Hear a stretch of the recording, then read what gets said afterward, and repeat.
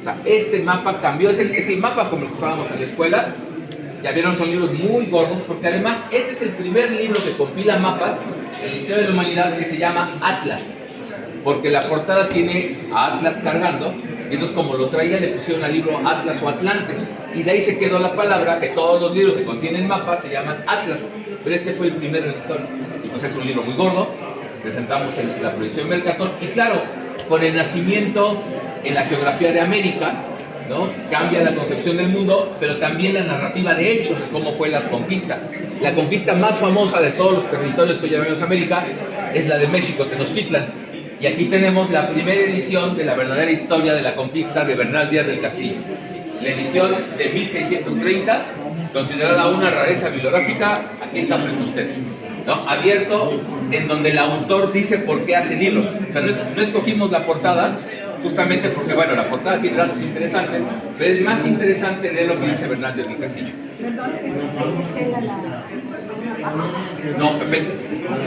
Bueno, miren, vamos por acá muy rápido, donde está el retrato de Cervantes, el famoso frontispicio, el mapa de la ruta que siguió el Quijote, y cuándo muere el Quijote, cuando recobra la razón.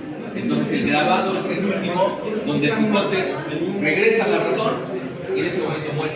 Es la gran alegoría de la fantasía, por eso pusimos como título la obra que nos ayudó a encontrar el camino de la fantasía sin perder la razón, ¿no? Es la edición de mayor lujo que se ha hecho en la historia del Quijote de 1780 y un ejemplar de la primera edición mexicana, la de bolsillo mexicana.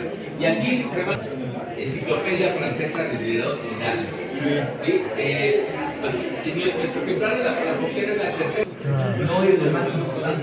Entonces eso escandaliza porque la religión tiene que ser el tronco. Con él no, es más, dice religión y abajo están supersticiones, imagínense. O sea, eso enojó mucho, se prohíbe imprimir en París, pero claro, esta obra estaba cambiando la humanidad y entonces deciden imprimirla en Ginebra y en una ciudad del norte de Francia. Como escasez, ellos quieren vender papel, en vez de hacer edición a la botota, que apenas tienen 3 tomos en la fragua, le hicieron el más chiquito. Entonces, aquí está viendo, por conservación no sacamos los 39 tomos.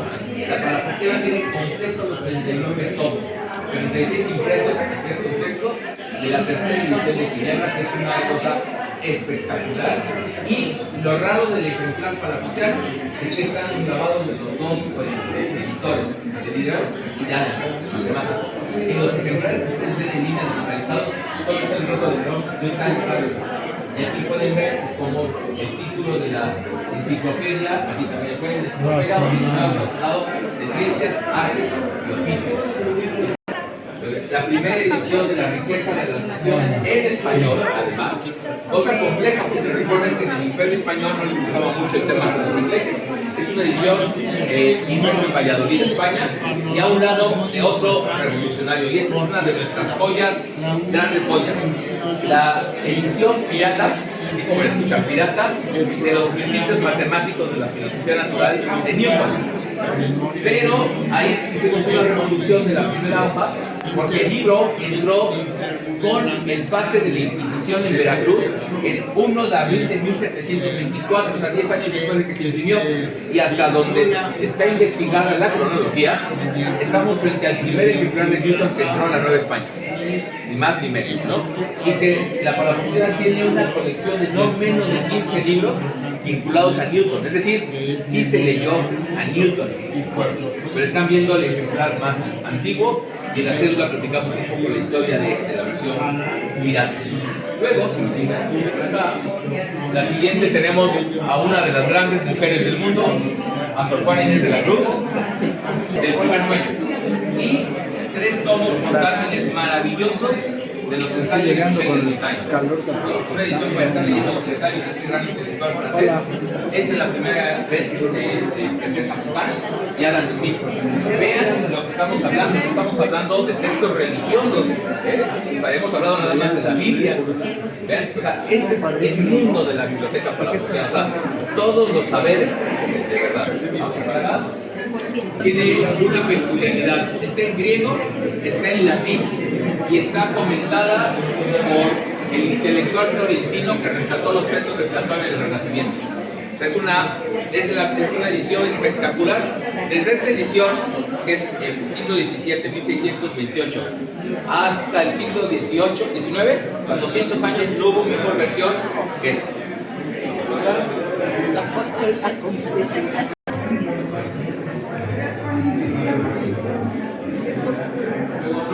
Esta es también una de las maravillas de la biblioteca, y si hay que saber arquitectura, hay que saber matemáticas. Por eso después sigue la edición mejor estudiada de Euclides del siglo XVI. Aquí está Euclides, y terminamos con una joya de la biblioteca, que es también la primera edición del primer vocabulario castellano náhuatl castellano de la historia. Es una edición maravillosa del segundo impresor de la Nueva España, Antonio Espinosa. Lo escribe el padre Molina, un gran experto franciscano que aprendió náhuatl, y van a ver la segunda portada maravillosa de San Francisco. Pero si hacen zoom y ven a detalle, la hoja que está abierta es como se dice el libro o biblioteca en lengua náhuatl. Hasta hoy sigue siendo el náhuatl de la Sierra Norte de Puebla o el náhuatl de la Malinche, le sigue diciendo un libro, el náhuatl, a Moscli. El libro tiene esta imagen justamente de un indígena cristiano ya, pero vean la tilma y la amarre, porque ese grabado del siglo XVI fue la base para reconstruir visualmente la imagen de San Juan Diego. Por eso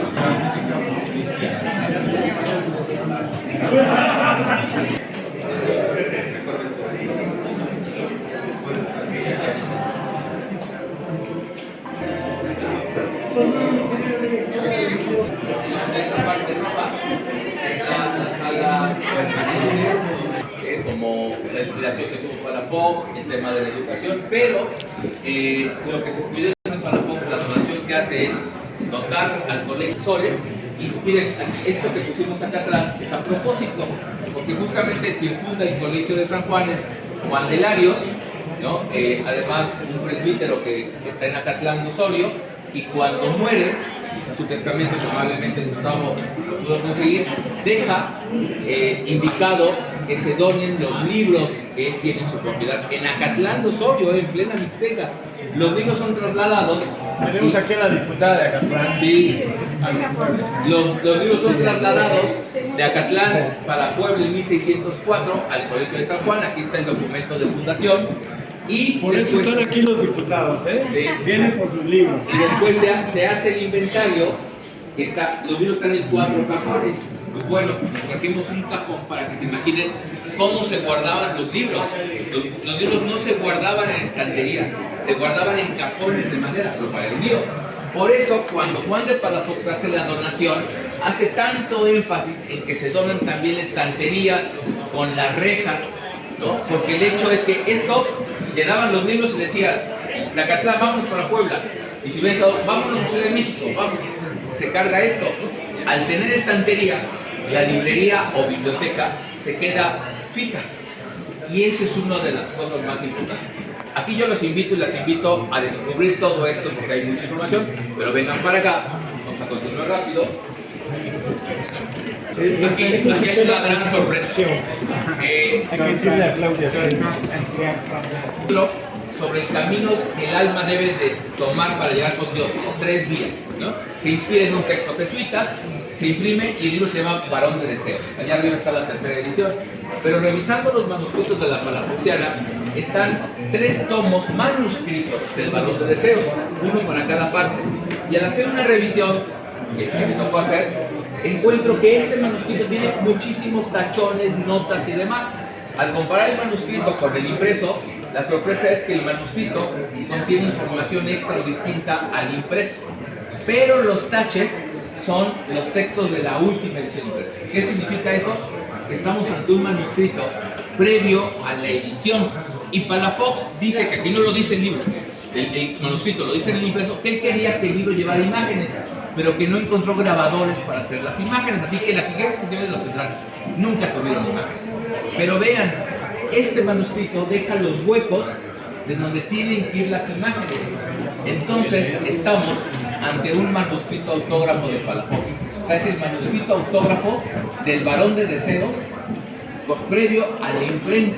Y al comparar los manuscritos que tenemos de don Juan de Palafox con estos, es la misma letra. ¿Sí? Entonces, estas son las cosas nuevas que se han descubierto, hasta con los huecos donde iban las imágenes. Estamos viendo un manuscrito auténtico de Palafox en Puebla, de su gran libro de mística, además, ¿no? Porque los otros manuscritos son copias del libro. Aquí hablamos sobre la beatificación. Si quieren ver una de las cosas interesantes, el misal que se dio el 5 de junio de 2011 en Oxfam para la misa espiritual de la beatificación de Palafox, porque es una línea de tiempo todo eso.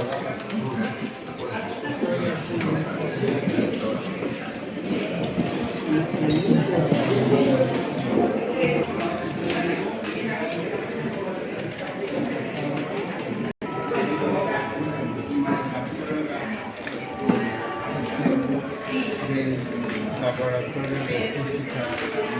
Wow, no me digas capilla. Es la capilla Carrusel.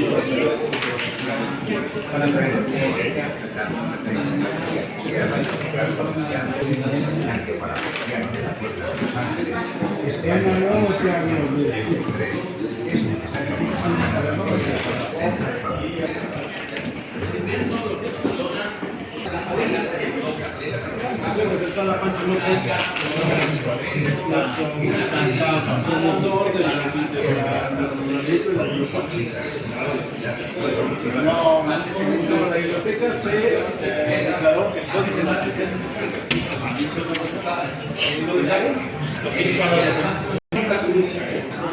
Hubo un poblano llamado Alejandro Fabián que se cambió con un jesuita que era el hombre más inteligente del mundo llamado Francis Kircher. Kircher estaba muy interesado en el magnetismo y se escribían cartas y comentaban. Entonces, que le dedica a Alejandro Fabián.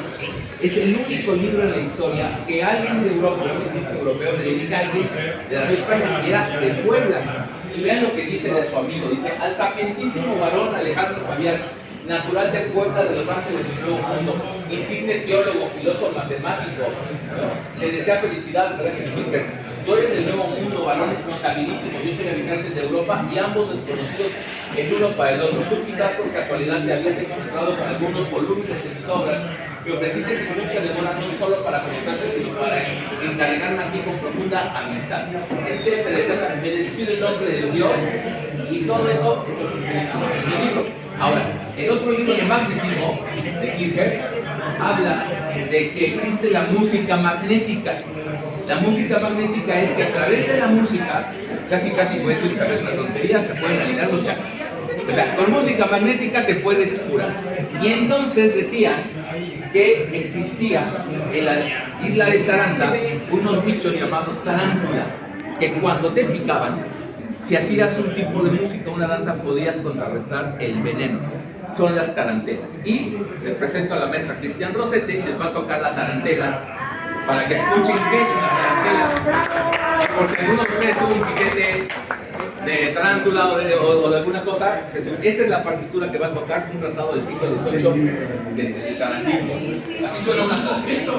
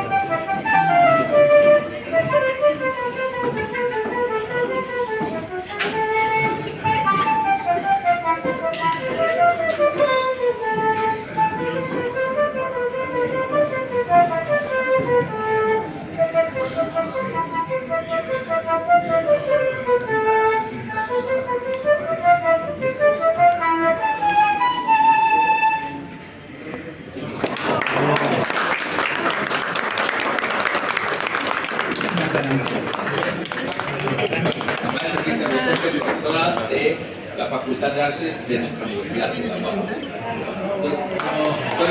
a partir de lo que acabas de escuchar, están curados del veneno de tarántulas o cualquier otra cosa, y así sonaba una tarantela de Silvio. Justamente está el libro de Títer, pero esta obra española que trae la partitura es la que acaba de interpretar la maestra.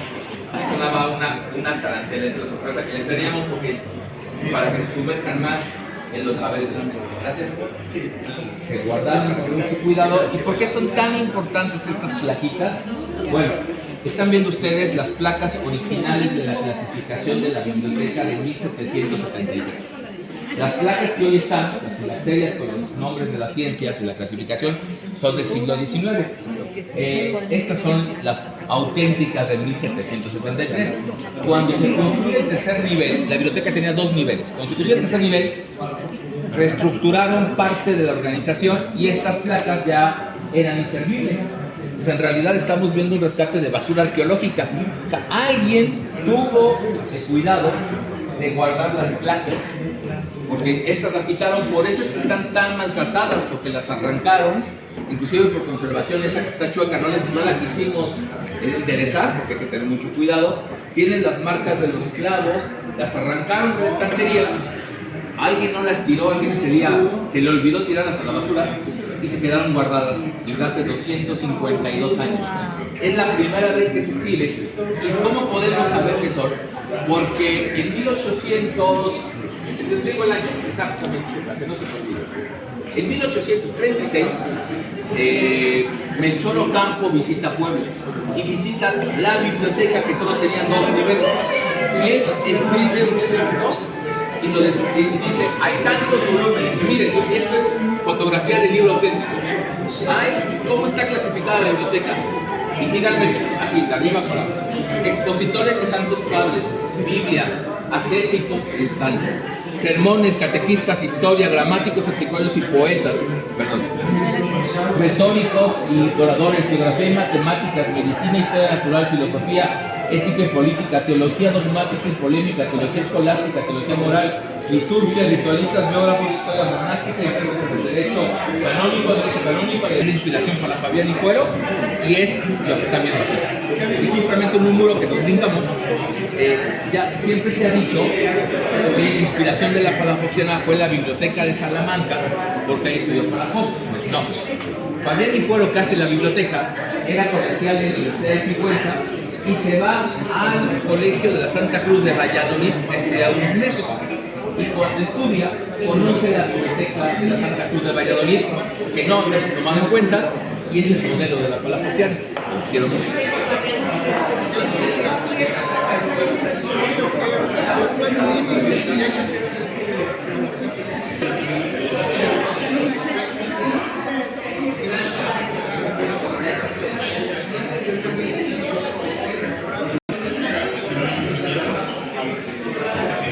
Y sobre todo a que no tenga más oxidación las placas. Ustedes ya ahí el planchado ayuda mucho.